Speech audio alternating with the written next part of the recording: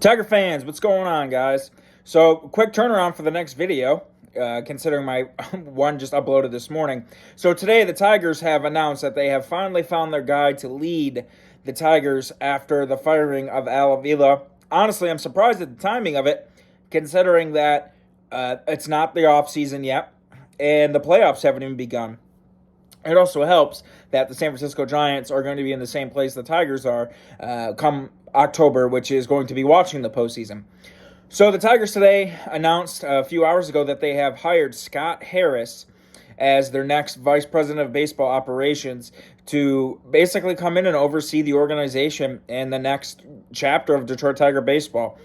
As we all know, the failures of Al Avila have been already well documented, and I don't need to reiterate too much. Avila took over in 2015. I feel like where Avila left the organization versus where Dombrowski left the organization, Harris is inheriting a much better product than what Avila inherited. Now, you're going to go and look, well, the Tigers had a winning record Avila's first year, yes. But you look at what Avila inherited, Dave Dombrowski had a bunch of bad contracts. Avila inherited an aging Miguel Cabrera who declined every single year of Avila's tenure. He inherited a bunch of bad contracts. He inherited like the Victor Martinez contract and whatnot like that. And then he proceeded to add bad contracts in Justin Upton and Justin Zimmerman, or Jordan Zimmerman, excuse me. So Harris is coming into a situation where Avila didn't have. Avila had no farm system. He had a bunch of bad contracts, aging vets, and a Mike Ilitch who wanted to go for it one last time, henceforth why they got Justin Upton and Zimmerman. This situation, I think, is a lot better situation. You look at the Tigers minor league system, although it doesn't rank very high, if you listen to podcasts like the Road to Detroit podcast, which I've talked about in here, Ryan Garko has done an absolute outstanding job with all levels of player development this year, and you'll hear Dan Hasty reiterate that a lot, just the difference that Garko has made. And you'll look at some of the progress that some of these the Tigers prospects have made. On top of some of that have made the headway to the Tigers this year. Now, mind you, Tarik Skubal's hurt, Casey Mize is hurt, Matt Manning has definitely taken a step forward versus what he was, and you got guys like Torkelson and Riley Green.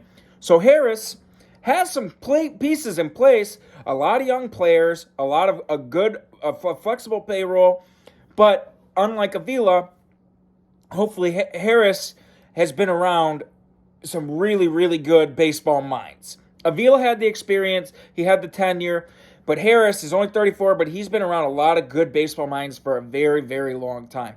I wasn't too familiar with him. I honestly thought it was going to be Burns, who they're going to go after, Josh Burns from the Dodgers.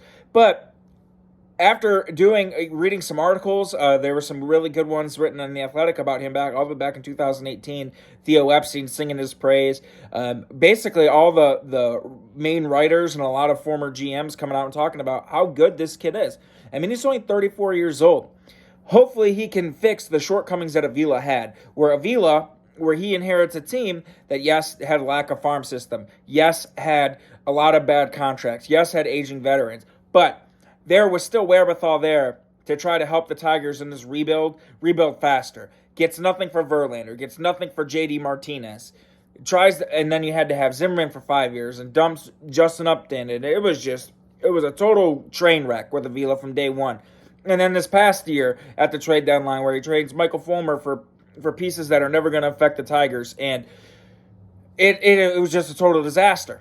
So I'm hoping with Harris that this guy who has been with a lot of great baseball executives. So if you look at Harris's career, he's a Cali kid.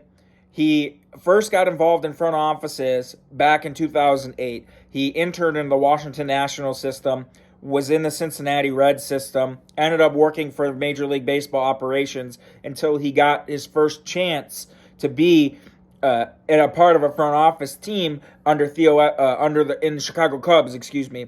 Theo Epstein brought him on. Actually, it kept him because he came into the Cubs in 2012. Yeah, Epstein would have been there. That would have been Epstein's first year. So he came on with Epstein. He was able to work with Jed Hoyer and then see how Epstein built that team from 12 to when they won it in 16. The drafting of that young core that they had, that we now own one of the players, and Javier Baez. That's another video for another day. But having worked with someone like Theo, who ended two of the biggest droughts in sports, not even just MLB, but in sports, with the Cubs having the most long-standing on top of the Red Sox at 86 years before they won their first one in '04. So for having him being able to work with Theo and Jed Hoyer, who is another really good baseball mind, and in these articles that they were talking about back in 2018, they all said this. Theo Epstein really sang Scott Harris's praise. There was a quote in there saying that he is a guy that he's up early in the morning. He's working with the scouts. He's very, very bright. He has a very analytical mind, but he understands the human element of the game. So it's a good cross blend between he's not just looking, okay, well, the numbers say this. He understands there's a human behind the numbers. It's not just a computer. There's a variable there. It's not the same thing every single time. And then he said his relationship with managers, players, the front office people, staff that he works with, and his quote was, "I don't know how anyone could ever possibly be pissed off at Harris. He's got one of those type of personalities, and he's just such a good person that it would be impossible to be pissed off at him. He's just a good person. He's got a great baseball mind. He's a hard worker." So for this guy to go at 34 years old, start out like he did, work his way up into the Cubs front office, then get an opportunity with the San Francisco Giants to be their GM. And he was only there 3 years, but in those 3 years, the San Francisco Giants had one of the best winning percentages, like a top 5 winning percentage of the whole MLB. I mean, remember, they took the division from the Dodgers last year. They won 107 games. This year, it's been a different story. But there was a lot of other things, that they had lost Buster Posey and their offense went cold. And a lot of the players that contributed last year, like Lamont Wade Jr., and Mike Yastrzemski, and Brandon Crawford, they didn't get the same performances that they did out of guys last year. And their pitching staff, I don't think was as good as it was last year. Neither here nor there, they still have a better record than the Tigers. Neither here nor there, they still took the division from the Dodgers last year, won 107 games. And he was a big reason why the Giants were able to do that. I mean, you look at the Giants team when he took over, the Giants were kind of meddling in mediocrity. I mean, they're just like a team that signed a lot of aging veterans, like Evan Longoria and Andrew McCutchen. And then all of a sudden, in a year's flip, all of a sudden they win 107 games. And it was a whole different thing. And this guy's 34. So now, and in that organization, he worked under Farhan Zaidi. And Farhan Zaidi is one of the pioneers of analytics in the front office. So not only is his pedigree good, that where he started and how he came up through, he's worked with Theo, Jed Hoyer, Farhan Zaidi.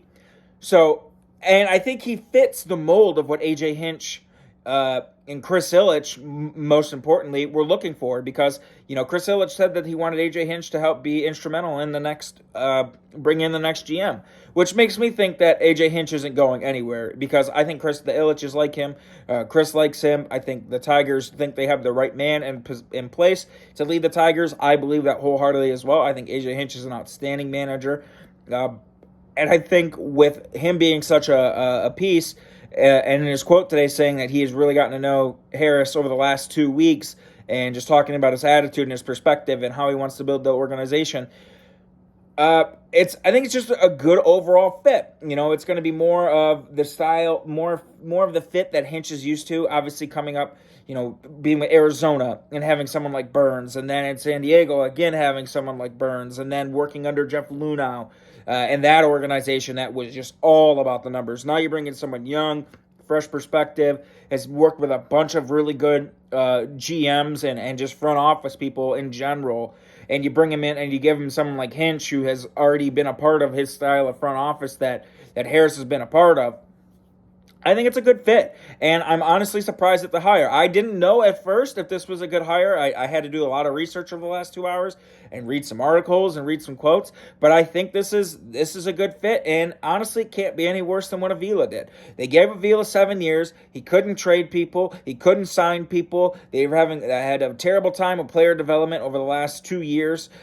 And I think there needs to be changes made. And I think over the next 2 weeks, with the games remaining, that he's going to come in and he's going to oversee, and he's going to get an idea of where the organization is and what their flaws are, and how he wants to, what people need to go, and how he wants to make changes to make them better going forward into next year. So I don't obviously expect any kind of big moves like, oh, this guy's getting cut and this guy's getting DFA'd, all that stuff.